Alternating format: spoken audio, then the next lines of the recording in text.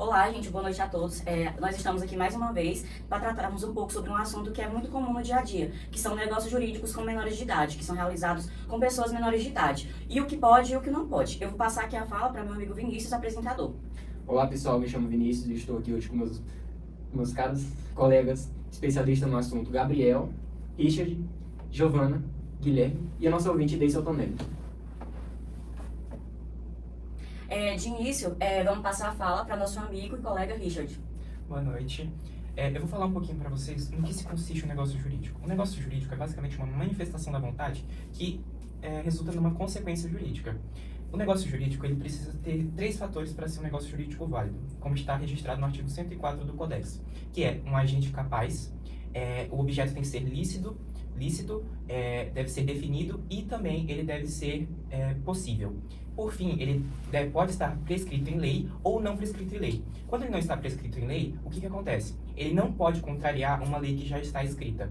E existem 3 tipos de pessoas capazes. Pessoas absolutamente incapazes, pessoas relativamente incapazes e pessoas totalmente capazes. As pessoas absolutamente incapazes, elas são aquelas que estão na faixa de idade abaixo dos 16 anos. Se essas pessoas realizarem um negócio jurídico sem um representante, que no caso seria o responsável, o pai, o que acontece com esse contrato? Ele se torna um contrato totalmente nulo. Ele nem precisa ser anulado, porque em nenhum momento ele foi válido.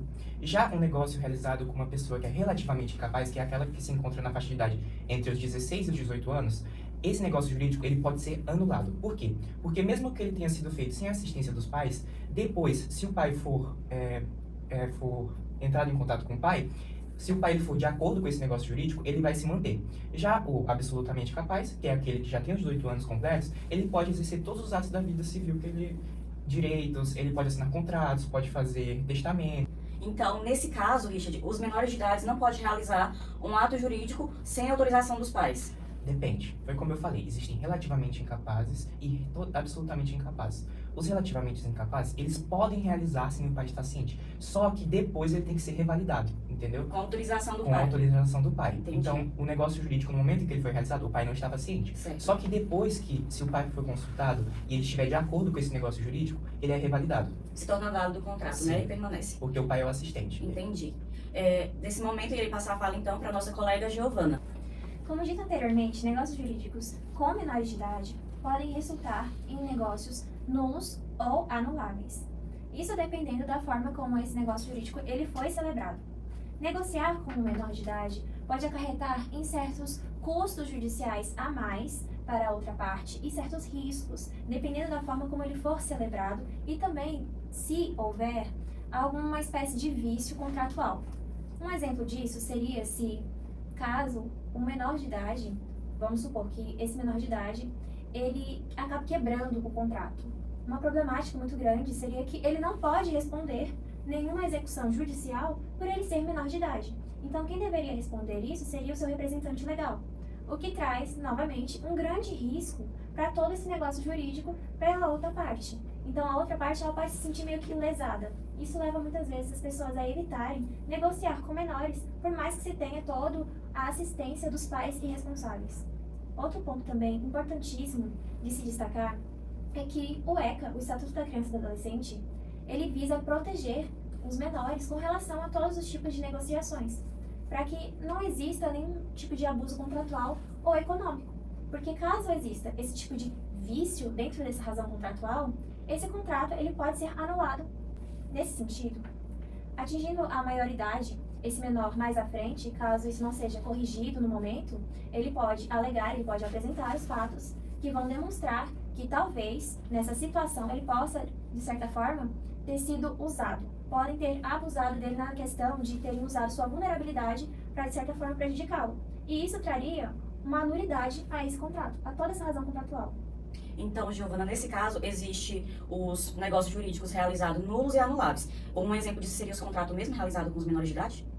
Olha, negócios relacionados com menores de 16, que são os absolutamente incapazes, se for feito totalmente com eles, são negócios nulos. Sem a representação do seu responsável, são negócios nulos. Agora, com relação a negócios jurídicos feitos com pessoas a partir de seus 16 até os 17, porque eles não têm menos de 18 ainda, é anulável caso a assistência não tenha sido prestada da melhor forma, tudo de acordo com a lei, e caso tenha algum tipo de vício dentro desse contrato.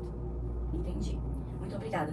Agora eu vou passar a fala para nosso colega Gabriel, que vai complementar um pouco mais sobre os negócios jurídicos realizados. Muito obrigado. Vou começar falando um pouco sobre essa relação, de como um relativamente incapaz pode se tornar um totalmente capaz e como isso ocorre, na verdade, na vida real.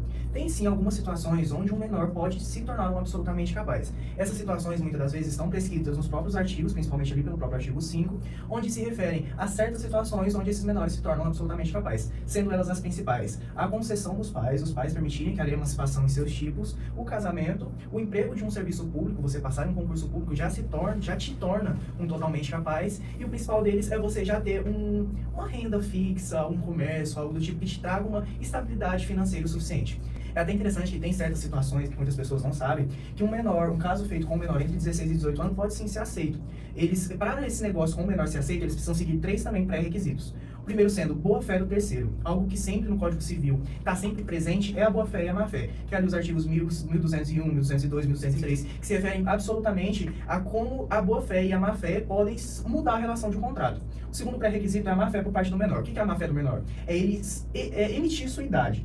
Um menor de 16 falar que tem 18, um menor de 16 falar que tem 21, um menor de 17 falar que tem uma idade acima. Ou seja, ele agir de má-fé ao tentar fechar um contrato com uma idade que não pertence. O terceiro e último pré-requisito para esse negócio ser feito é o menor ser, como é que eu posso falar? Sendo beneficiado, nesse caso. Com aquele determinado negócio jurídico. Ou seja, é quando o menor, mesmo fazendo algo, ele recebe por aquilo, ele está se beneficiando com aquele negócio. É até muito interessante a gente estudar o Código Civil como um todo, que dentro dele, tudo que você faz, uma simples situação, um simples detalhe, pode mudar completamente o rumo de um caso. Dá um exemplo bem simples, o mesmo exemplo em diferentes situações, que podem mudar completamente a ideia. Vamos trabalhar primeiro com o maior de idade, ali 19, 20 anos, com o menor de 16. O maior de idade está ciente que ele tem 16, entretanto decide sim fazer esse negócio. O pai chega e é contra esse negócio. O que acontece? O negócio é cancelado. Por quê? Porque todo negócio jurídico relacionado com o menor, ele é anulado. Agora vamos falar de outra situação. Um maior de 21 anos faz um negócio jurídico com um menor de 17. Entretanto, o menor de 17 fala que tem 20. O negócio é bom para o menor e tem a boa fé por parte do terceiro e má fé por parte do menor. O que acontece? O negócio jurídico continua, mesmo com aquele pai, o responsável, concordando ou não. Certo. Então eu deixo em aberto, tá? Para nossos colegas ouvintes, para o Vinícius também, caso tenha alguma dúvida, queira entrar um pouco mais a fundo sobre o assunto que os nossos representantes acabaram de nos apresentar. Posso fazer uma pergunta? Sim, claro. Quem conseguir me responder, eu agradeço. O que acontece quando um menor de idade realiza um contrato sem o conhecimento dos pais? Depende. O menor de idade em si pode acontecer em diferentes situações. Você está falando de um menor de idade emancipado ou não? Não é emancipado. Não é emancipado. Aí entra naqueles 3 pré-requisitos. Se o menor assumiu que realmente tinha 16 anos e o pai não concordar, o negócio é cancelado. Aquela pessoa que vendeu o terceiro, ele tinha que ter ciência da menoridade e confirmar com o pai ou o responsável se ele realmente aceitaria. Agora, se o menor de idade agiu de boa fé, o menor de idade agiu com má fé e o terceiro agiu de boa fé, esse negócio vai continuar. Então, nesse caso, você está falando do relativamente capaz. Do relativamente capaz. O relativamente... No caso, se você fosse falar sobre o absolutamente incapaz, esse negócio já seria nulo desde o princípio.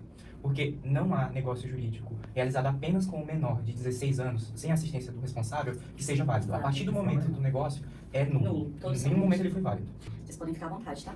Em relação àquele assunto que você falou sobre a omissão de idade do jovem, eu queria saber quais são os requisitos que as empresas e os fornecedores eles têm que fazer para evitar fazer esses negócios jurídicos sem cometer o erro de O contrato continuar válido ou inválido, né? Sim. Normalmente, nas grandes empresas, eles já têm uma sequência de dados que você tem que entregar para ele, ou seja, a empresa, a partir do momento que está fazendo um determinado negócio com o menor, ele já está ciente da idade daquele menor. Então, ele não pode apresentar que teve boa fé ao comprar, isso não acontece. O que acontece na vida real? As empresas que contratam um menor, que fazem algo do tipo, que fazem um contrato com o menor, eles já estão cientes daquilo que está acontecendo naquela determinada ação. Certo. Então, perguntando sobre o que você falou anteriormente, não existe nenhuma situação a qual o menor pode fazer um negócio jurídico válido? Não existe nenhuma possibilidade ou tem sim como?